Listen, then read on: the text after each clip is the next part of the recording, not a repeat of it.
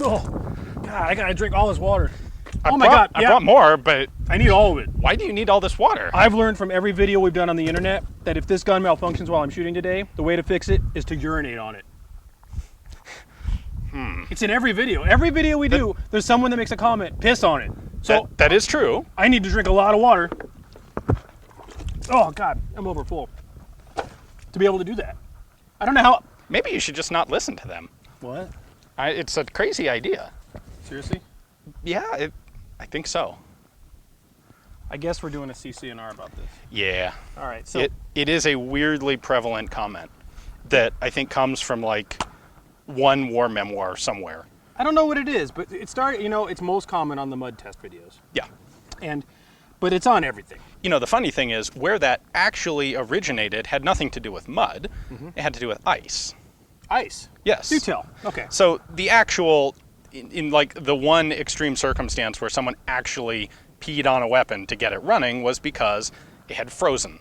And they needed something that was warm to unfreeze the ice on the gun. Unless you're dead, urine's going to be around body temperature. Yeah. Yeah. And it'll do that. Probably do a good job of melting ice. Yeah. Now, I've also read stuff, and I don't know if it's fact or fiction, about guys that run out of like water for their water-cooled air machine gun, and they're peeing into the jacket. Yeah, I'm sure someone suggested that, and I suspect it has happened approximately like never. And we've heard everything once. about, we've always heard about the redneck doing that on his truck. And it kind of ties into the idea that, if you have a water-cooled machine gun, you can use it to boil water for your tea. Right, but that said, that's just as, even if that worked or didn't work or was done or was never done, that's just as a coolant. What we're being told to do is to piss on something because it's in a malfunctioning state, right, clogged up with mud, rocks, dirt, and filth. And in addition to being stupid, I think what people seriously don't quite recognize is how badly these things get jammed up when they're covered in mud. I'll tell you what, if I had a fire hose ejecting pressure, I don't know how many pounds of square inch of water on some of these guns that we've dealt with in the mud test, it would not fix the gun. Yeah. Now, if you can urinate with the pressure of a fire hose, more credit to you, sir. That's impressive. However, I don't, and I don't know how much water I would drink that would make a difference in when these guns go downhill when we're doing the mud test, what would make them run again. See, the thing is, we often get comments about like, well, you should have a canteen and dump a canteen of water on it as like a mimicking the field expedient clearing, and a canteen's worth of water ain't gonna fix it. No, I mean... usually that's gonna make it worse because you're gonna migrate the mud deeper into the gun. We've actually found, interestingly enough, that when it comes out here, at least with the caliche type horrible dirt we're dealing with, it's easier to clean the gun once it's dry. Yep. We let the stuff dry. Now, initially we tried to clean it with water. Water hose it. We even have video of you doing that. Yeah. It actually made the problem worse. It was really a nightmare to clean them that way. It migrates more of the gunk and crap into the action, into little nooks and crannies and little hidden bits that you didn't know existed in the gun. And mud doesn't get there if you don't soak the gun in water trying to clean it often. Now, I realize that the peculiarities of dirt from different regions of the world are peculiarities, and ours is different than maybe some, and ours has more sand or whatever. Who cares? The point is that I can tell you that using a fire hose on the thing's not going to make the gun run again. It probably won't. Yeah. And peeing on it definitely will not. No.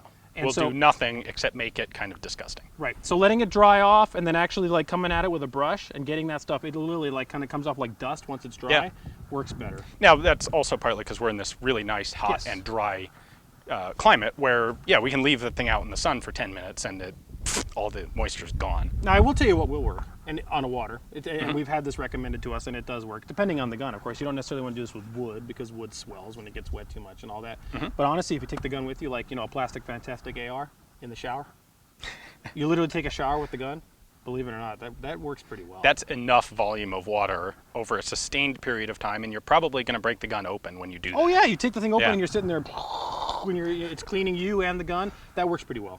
Okay.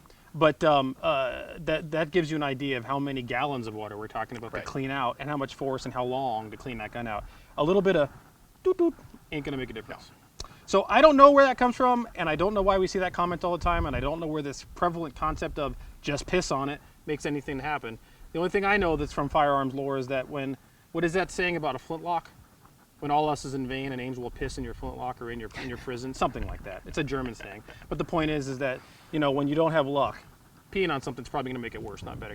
Yeah, definitely. So anyways, that's all there is to it. I don't know where it comes from, but we just thought we'd address it. Cool. Thanks for watching, guys.